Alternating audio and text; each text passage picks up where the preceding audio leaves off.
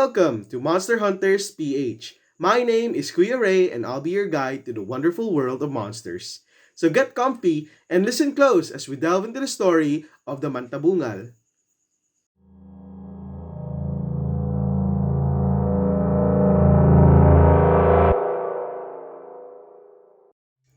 A Mantabungal has the shape of a cow or an elephant and makes sounds like that of a bull.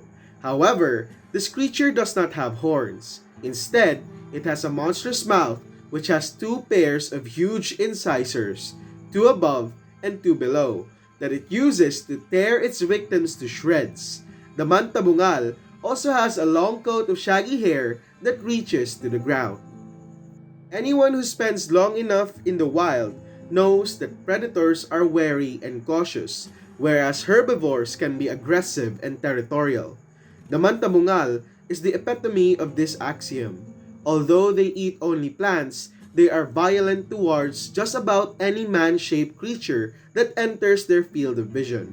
Such foes are trampled and torn to shreds, their bodies left behind as food for scavengers.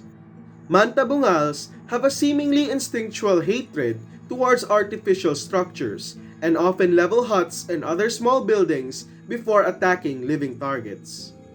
Mantabungals roam around tropical warm mountains and occasionally can be found in the open plain. Mantabungals eat primarily fruits and fresh bamboo shoots and will happily tear down trees to get to the choicest morsels. They typically roam alone or in a mated pair, but several such individuals may gather near watering holes or ponds like groups of elephants.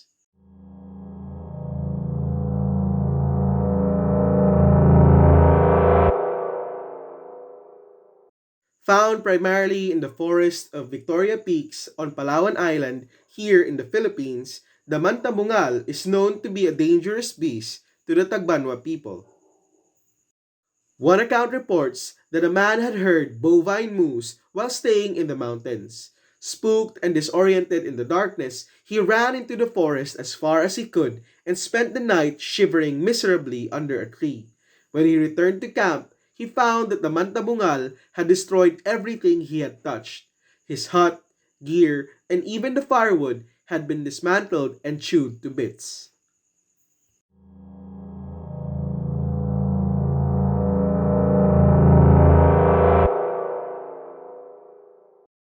Warning: the story presented is purely imaginary. All names, characters, and incidents portrayed in this production are fictitious. No identification with actual persons, living or deceased, places, buildings, and products are intended or should be inferred.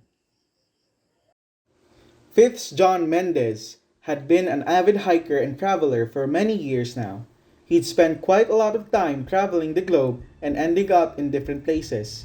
He'd traveled the Haiku Stairs of Hawaii, even the Inca Citadel of Machu Picchu, and recently seen the Banawi Rice Terraces of the Philippines. As his days traveling the Southeast Asian country of the Philippines drew to a close, he'd heard from a close friend of his from Spain that traveling to Palawan should be his end goal. Fitz packed his belongings and took the earliest flight to Puerto Princesa International Airport.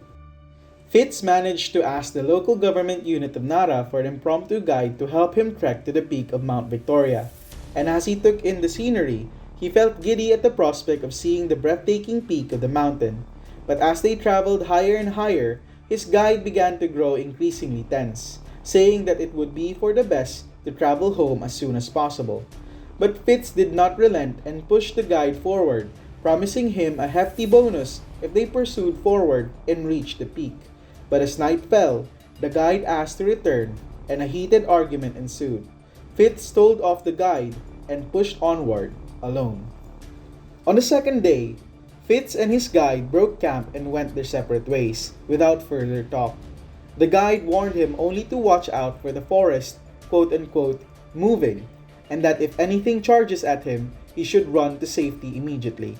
But already in a bad mood, Fitz grunted an affirmative and went his way. By nightfall of the second day, Fitz was alone at camp when he heard the distinct sound of a grunting cow or bull.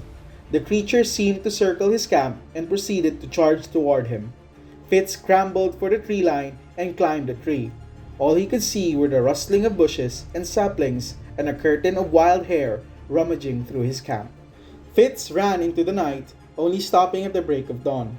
In his frantic state, he'd managed to catch up to his guide, who was traversing down the mountain. The guide understood what had happened and helped Fitz get to safety. From that day on, Fitz listened to his tour guides when traveling anywhere on the island of Palawan.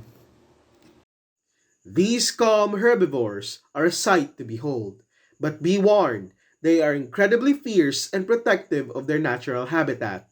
When adventuring in the mountains of Palawan Island, especially on the peaks of Victoria, take care in where you camp because you might be in for a rude awakening by the Mantabungal. This has been Kuya Ray from Monster Hunters PH, now signing off. See you in our next video.